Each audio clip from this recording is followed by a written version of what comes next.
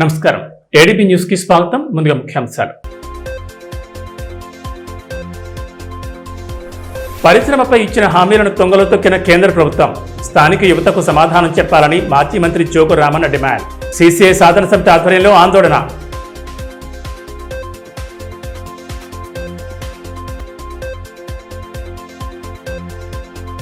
Airport నిర్మాణంపై మరో కీలక ముందడుగు. మైక్రో లెవెల్ సర్వే నిర్వహించిన ఉన్నతాధికారులు. ఉన్నత స్థాయి సమీక్ష సమావేశంలో పలు అంశాలపై కీలక నిర్ణయాలు.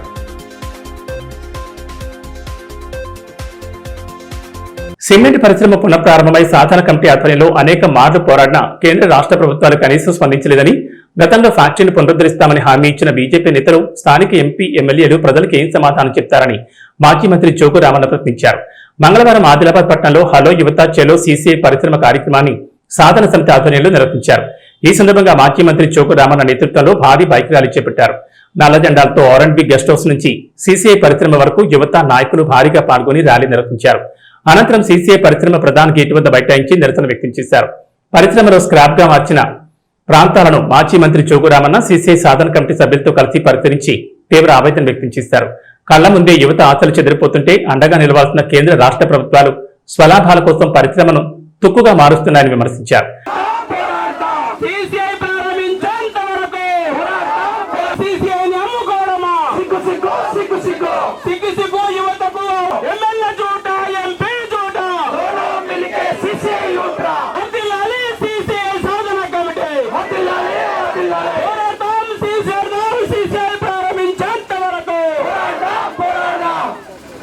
పరిశ్రమలు లేని వెనుకబడిన జిల్లాగా ఆదిలాబాద్ ఉందని, సీసీఐ పరిశ్రమ పునఃప్రారంభమైతే వేలాది మంది యువతీయువకులకు ప్రత్యక్ష పరోక్ష ఉపాధి అవకాశాలు లభిస్తాయని పేర్కొన్నారు.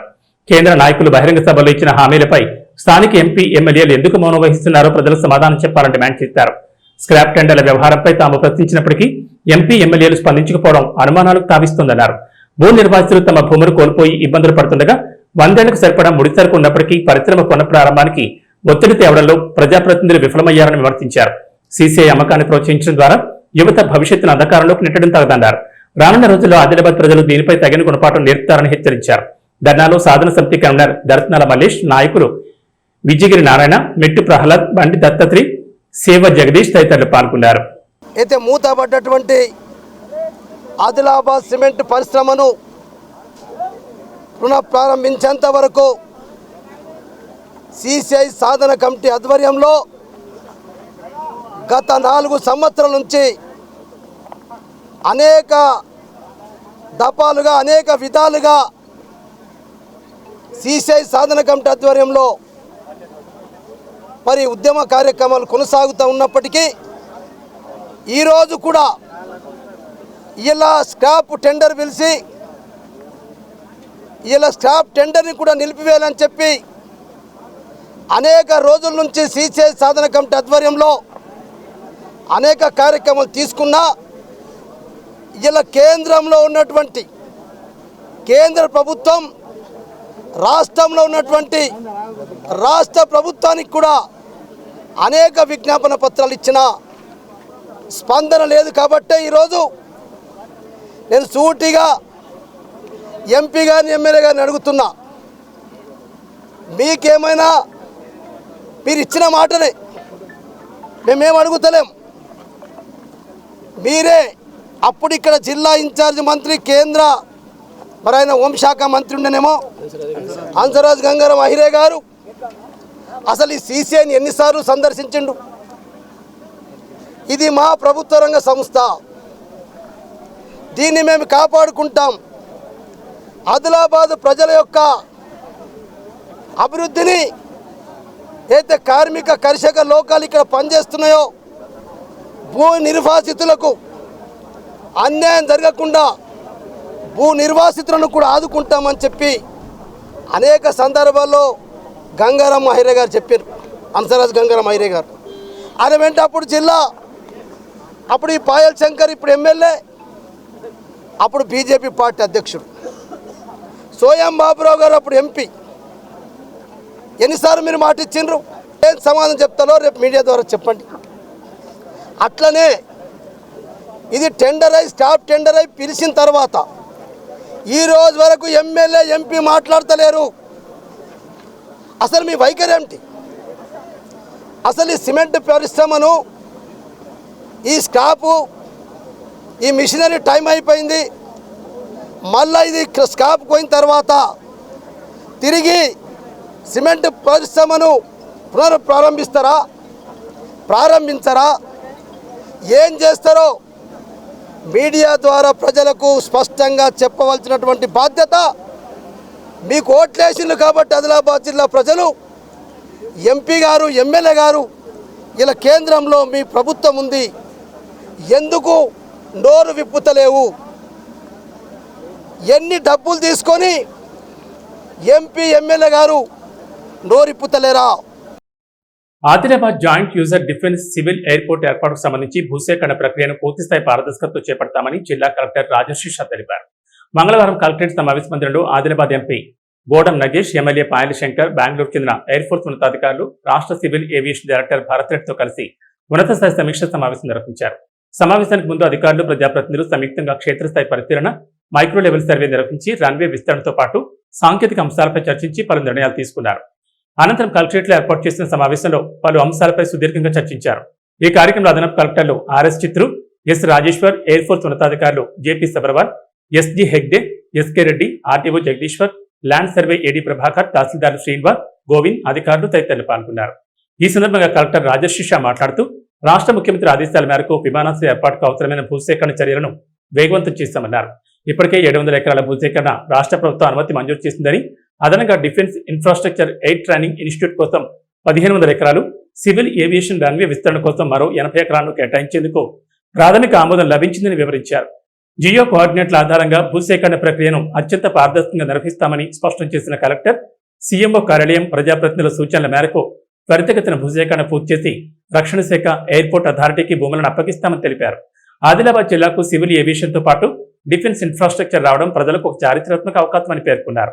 ఈరోజు ఆదిలాబాద్ ఎయిర్పోర్ట్ సందర్భంగా మళ్ళీ ఒక జాయింట్ ఫీల్డ్ విజిట్ కానీ, జాయింట్ సర్వే కానీ కూడా, మీటింగ్ కానీ కూడా చేయడం జరిగింది. సో ముఖ్యంగా ఇందాక గౌరవ శాసనసభ్యులు, గౌరవ పార్లమెంట్ సభ్యులు వారు చెప్పినట్టు ప్రకారం మళ్ళీ మన గ్రూప్ క్యాప్టెన్స్ బెంగళూరు నుంచి సబర్వాల్జీ మరియు వెంకటేజీ, తర్వాత స్క్వాడ్రన్ లీడర్ రెడ్డిజీ, తర్వాత గవర్నమెంట్ ఆఫ్ తెలంగాణ నుంచి మళ్ళీ director civil aviation Bharat Reddy గారు, వారందరూ కూడా, అండ్ మళ్ళీ ఎమ్మెల్యే గారు, ఎంపీ గారు అందరూ కలిసి కూడా వారితో ఇన్స్పెక్షన్ చేయడం జరిగింది. తర్వాత దీంతో పాటు మళ్ళీ మీటింగ్లో కూడా చాలా మైన్యూట్గా కూడా డిస్కస్ కూడా చేయడం జరిగింది.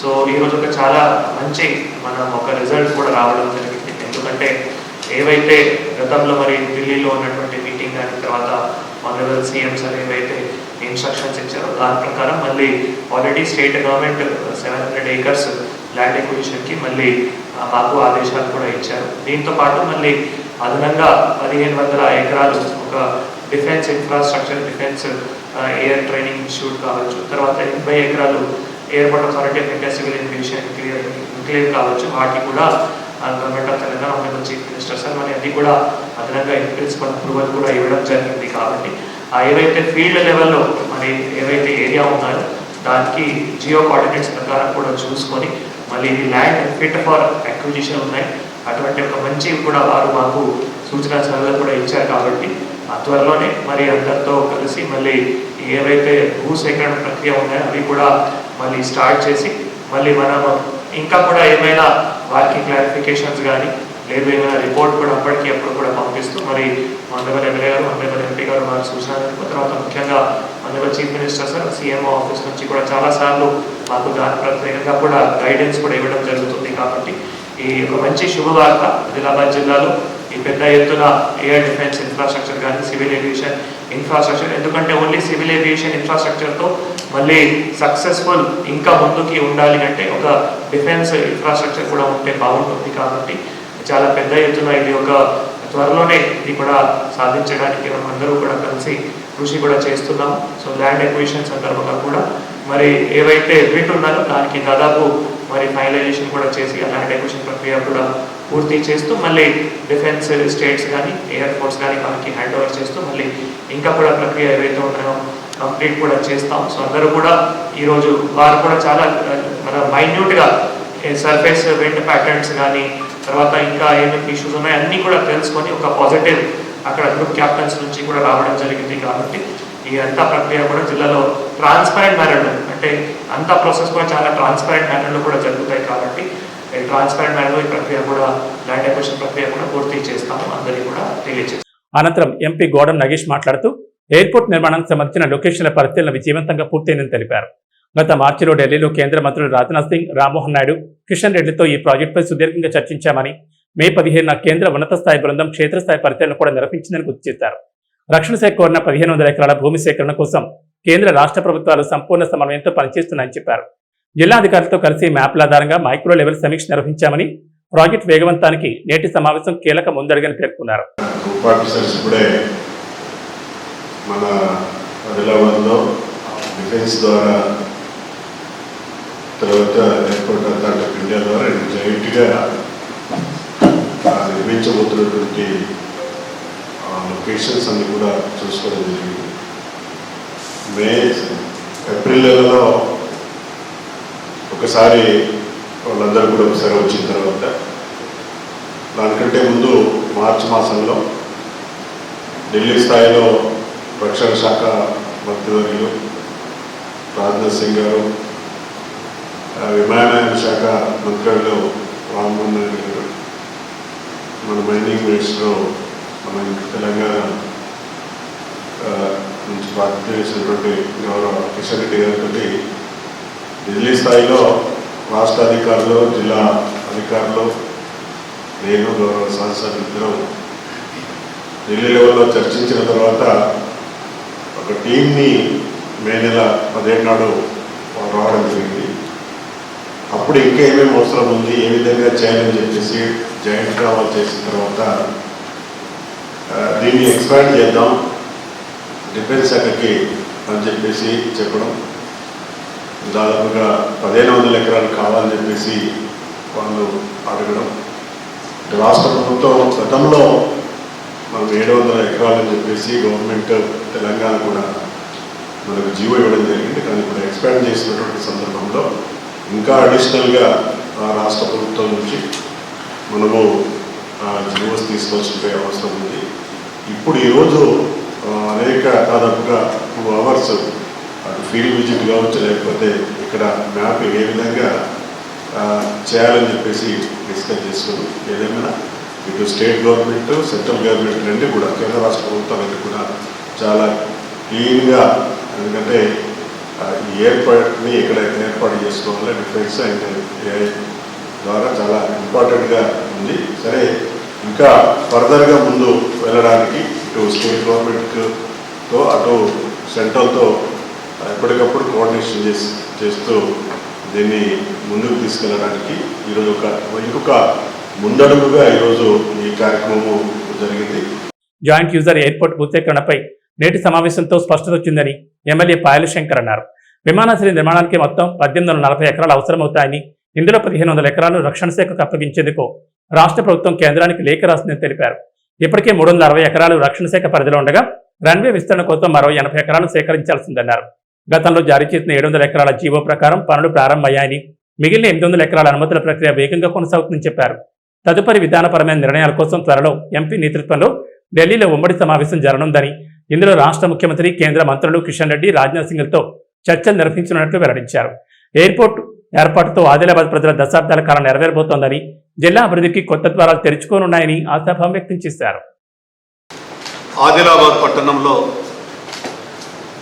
నిర్మించబోయేటటువంటి రక్షణ శాఖ, అదేవిధంగా airport of authority of India joint user airport గురించి ఈరోజు బెంగళూరు నుండి గ్రూప్ క్యాప్టెన్ సబర్వాల్ గారు, అదేవిధంగా మరో గ్రూప్ క్యాప్టెన్ హెగ్డే గారు, స్క్వాడ్రన్ లీడర్ రెడ్డి గారు, జిల్లా కలెక్టర్ గారు, ఎంపీ గారు, మిగతా స్థానికంగా ఉండేటటువంటి అధికారులంతా కూడా, అడిషనల్ కలెక్టర్ గారు, వాళ్ళకు కావాల్సినటువంటి మొత్తంగా 1500 ఎకరాలు ఒకటి, 360 ఎకరాలు వాళ్ళ దగ్గర ఉన్నటువంటి డిఫెన్స్కి సంబంధించినటువంటి భూమి, మరో 80 ఎకరాలు airport of authority of India terminal, అంతా కూడా కలిసి 1849 ఎకరాల భూమి పూర్తిగా సేకరించాలని ఒక నిర్ణయానికి వచ్చి, మిగతా చిన్న చిన్న విషయాలన్నీ కూడా దాంట్లో ఉన్నటువంటి ఆ విషయాలన్నీ కూడా జిల్లా అడ్మినిస్ట్రేషన్తో చర్చ చేసి అంటే ఈరోజు వాళ్ళు రావడం వల్ల ఈ యొక్క జాయింట్ యూజర్ ఎయిర్పోర్టుకు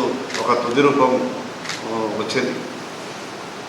ఇప్పటికే రాష్ట్ర ప్రభుత్వం ఇచ్చినటువంటి 700 ఎకరాల భూసేకరణ జీవో పనులు కూడా ప్రారంభిస్తామని, భూసేకరణ ప్రారంభిస్తామని జిల్లా కలెక్టర్ గారు చెప్పడం, మరో 800 ఎకరాల కొరకు ప్రభుత్వం నుండి అనుమతి తీసుకునే విధంగా ప్రయత్నం, ఇప్పటికే 1500 ఎకరాలని రక్షణ శాఖకు అప్పగించడానికి సిద్ధంగా ఉన్నట్టు, దానికి కావాల్సినటువంటి మిగతా ఏర్పాట్లన్నీ కూడా చేస్తామని ప్రాథమికంగా రాష్ట్ర ప్రభుత్వం ఇప్పటికే కేంద్ర ప్రభుత్వానికి స్పష్టంగా ఒక లేఖను కూడా సమర్పించింది. ఈరోజు జాయింట్ యూజర్ ఎయిర్పోర్ట్ ఆదిలాబాద్లో నిర్మించబోయేటటువంటి ఈ యొక్క ఎయిర్పోర్ట్కు దాదాపు ఒక మంచి శుభసూచకంగా అనిపిస్తూ ఉంది. ఈరోజు అధికారులు రావడం వల్ల ప్రత్యేకంగా జిల్లా కలెక్టర్ గారు కూడా ప్రత్యేకమైన శ్రద్ధ తీసుకొని ఈ యొక్క భూసేకరణకు సంబంధించినటువంటి అన్ని అంశాలని క్షుణ్ణంగా పరిశీలించి వారు ముందుకెళ్తున్నందుకు వారిని మనస్ఫూర్తిగా అభినందిస్తూ అధికారులంతా కూడా సమన్వయంతో పనిచేసే విధంగా పనిచేస్తూ ముందుకెళ్తా ఉన్నారు.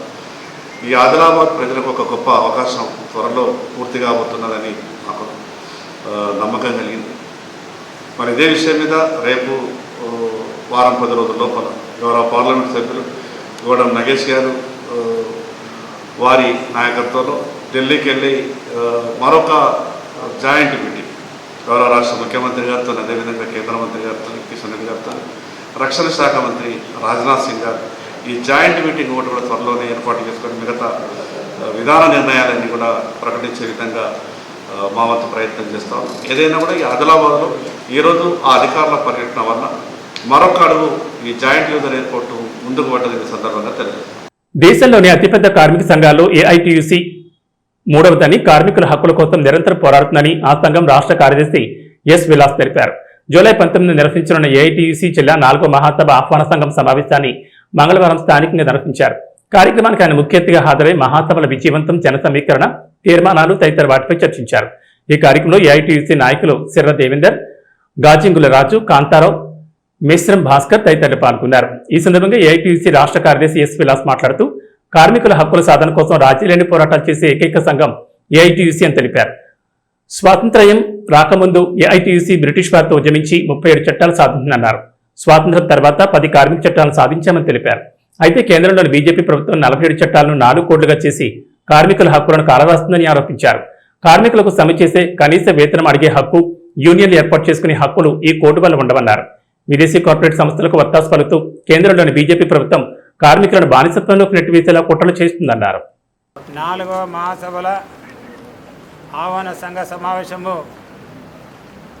కామ్రేడ్ బి గోవర్ధన్ గారి అధ్యక్షతన, అదేవిధంగా జిల్లా ప్రధాన కార్యదర్శి సిర్ర దేవేందర్ గారు, జిల్లా నాయకులు, అదేవిధంగా మండల నాయకుల ఆధ్వర్యంలో ఈ ఆహ్వాన సంఘ సమావేశం జరుగుతుంది. ముఖ్యంగా ఏఐటీయూసీ దేశంలో 3వ పెద్ద కార్మిక సంఘం. ఈ కార్మిక సంఘం జిల్లా, రాష్ట్రం, జాతీయ మహాసభలు కూడా తేదీలు నిర్ణయించబడ్డాయి. ఆదిలాబాద్ జిల్లా మహాసభలు జూలై 19న ఇదే బజరంగ్ ఫంక్షన్ హాల్లో 1000 మందితోటి ర్యాలీ తీయాలని తీర్మానం చేయబడ్డది. ముఖ్యంగా ఏఐటీయూసీ దేశంలో మొట్టమొదటి యూనియన్ 1920లో భారతదేశంలో లాలా లజపత్ రాయ్ అధ్యక్షతన మన దేశంలో స్థాపించబడ్డది. స్వాతంత్రం కంటే ముందు 37 చట్టాలు ఈ దేశంలో కార్మిక వర్గానికి ఏఐటీయూసీ అందించడం జరిగింది. న్యాయవాదుల పట్ల దురుసుగా ప్రవర్తించడంతో పాటు మహిళా న్యాయవాదులను అవమానపరిచేలా వ్యవహరిస్తున్న కన్జ్యూమర్ ఫోరం అధ్యక్షుడు జాబేజ్ శామ్యూల్పై వెంటనే చర్యలు తీసుకోవాలని బార్ అసోసియేషన్ అధ్యక్షుడు ఎండ్రాల నగేష్ డిమాండ్ చేశారు. గత కొన్ని రోజులుగా తమ సమస్యలను విన్నవించినా పట్టించుకోకపోవడంతో మంగళవారం కన్జ్యూమర్ ఫోరం కోర్టు ఎదుట బార్ అసోసియేషన్ ఆధ్వర్యంలో మధ్యాహ్న భోజన విరామ సమయంలో నిరసన తెలిపారు. వినియోగదారుల ఫోరం అధ్యక్షుడు జాబేజ్ శామ్యూల్ను బదిలీ చేయాలని నినాదాలు చేశారు.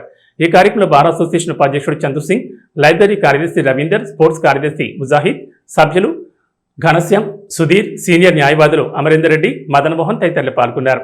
ఈ సందర్భంగా బార్ అసోసియేషన్ అధ్యక్షుడు ఎండ్రాల నగేష్ మాట్లాడుతూ వినియోగదారుల ఫోరం అధ్యక్షుడితో పాటు 2 సభ్యులు తమ విధుల పట్ల నిర్లక్ష్యంగా వ్యవహరిస్తున్నారని ఆరోపించారు. కేసుల విషయంలో న్యాయవాదులను, మహిళా న్యాయవాదులను కించపరిచే విధంగా మాట్లాడడంపై ఎన్నో ఫిర్యాదులు తమ అసోసియేషన్కు వచ్చాయన్నారు. కన్జ్యూమర్ కేసుల్లో ఫోరం అధ్యక్షుడు ఇచ్చే తీర్పు పట్ల బాధితులకు న్యాయం జరగడం లేదని ఆవేదన వ్యక్తం చేశారు.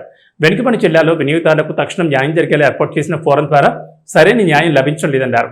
అందుచేతనే ఫోరం అధ్యక్షుడిని బదిలీ చేయడంతో పాటు సభ్యులపై చర్యలు తీసుకోవాలని, లేని పక్షంలో విధులు బహిష్కరించి ఆమరణ దీక్ష చేపడతామని హెచ్చరించారు.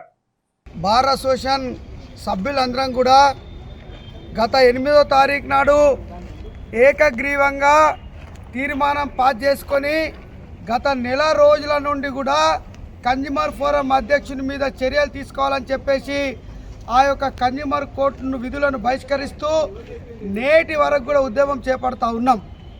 కన్జ్యూమర్ ఫోరం అధ్యక్షుడు మరి న్యాయవాదుల పట్ల దురుసుగా ప్రవర్తిస్తూ మహిళా న్యాయవాదుల మీద కూడా మరి వాళ్ళని అవమానానికి గురి చేస్తూ మరి జూనియర్ న్యాయవాదుల పట్ల కూడా వారు దురుసుగా ప్రవర్తించినటువంటి సందర్భంలో అనేక మంది న్యాయవాదులు బార్ అసోసియేషన్కి ఈ కన్జ్యూమర్ ఫోరం అధ్యక్షుడు ఉంటే మేము విధులకు హాజరు కామని చెప్పడంతో ఈయన మీద చర్యలు తీసుకోవాలని చెప్పి గత నెల రోజుల నుంచి మేము విధులు బహిష్కరిస్తూ వచ్చాం. మరి ఈ కన్జ్యూమర్ ఫోరం అధ్యక్షుడు కానీ దీంట్లో పనిచేసే ఇద్దరు సభ్యులు 10 గంటల 30 నిమిషాల నుంచి అయితే 5 గంటల వరకు విధులు హాజరు కావాలా.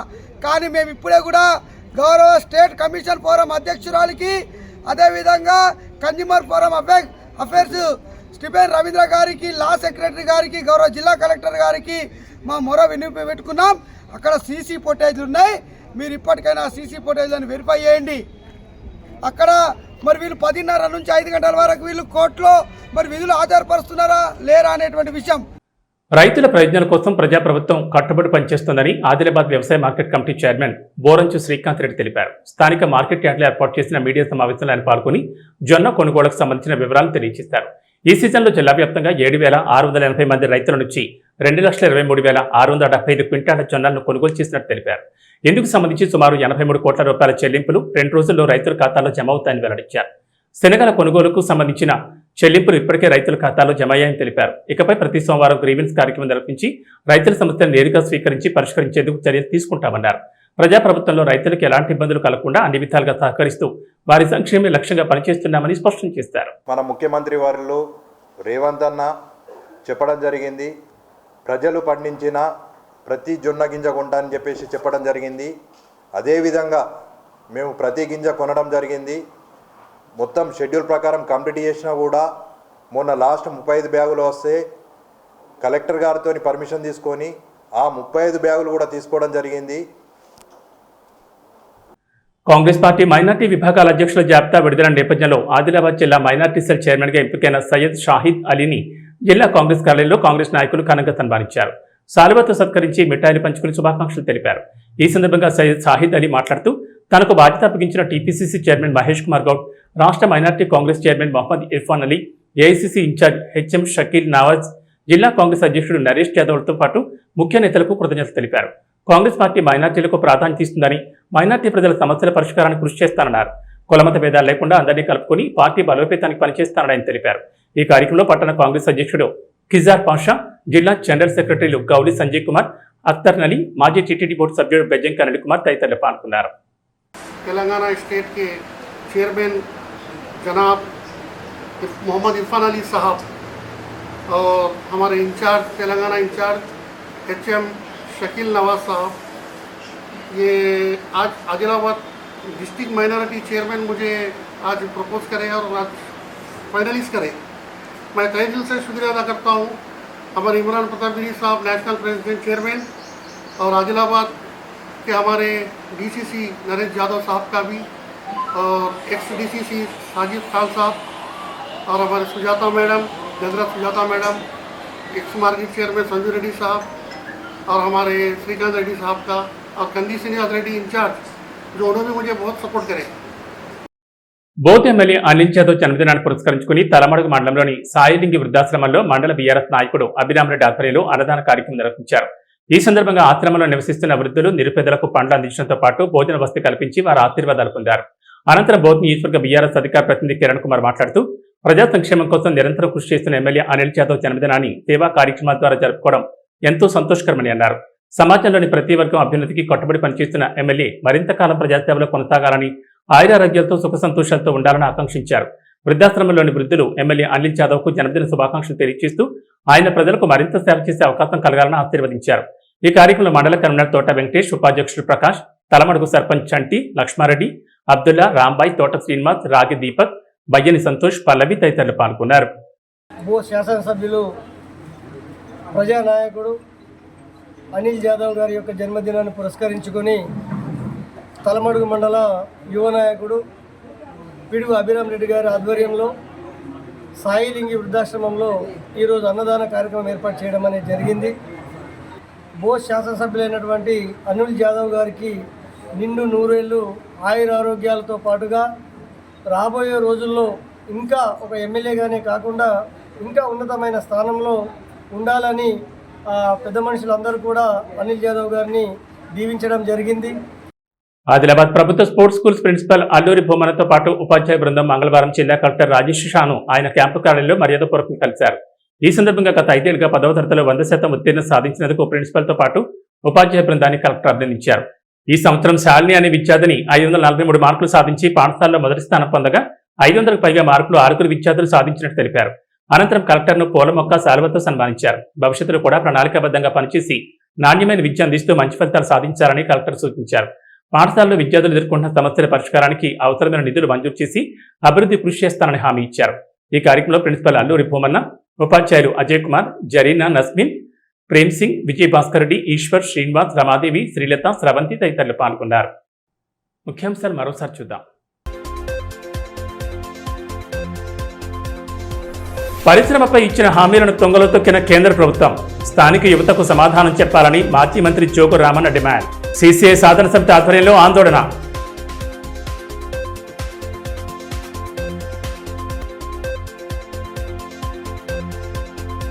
ఎయిర్పోర్ట్ నిర్మాణంపై మరో కీలక ముందడుగు. మైక్రో లెవెల్ సర్వే నిర్వహించిన ఉన్నతాధికారులు.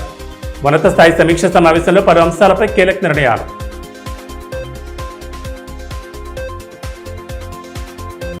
ఇవి ఈనాటి వార్తలు. చూస్తూనే ఉండండి ఏడీపీ న్యూస్.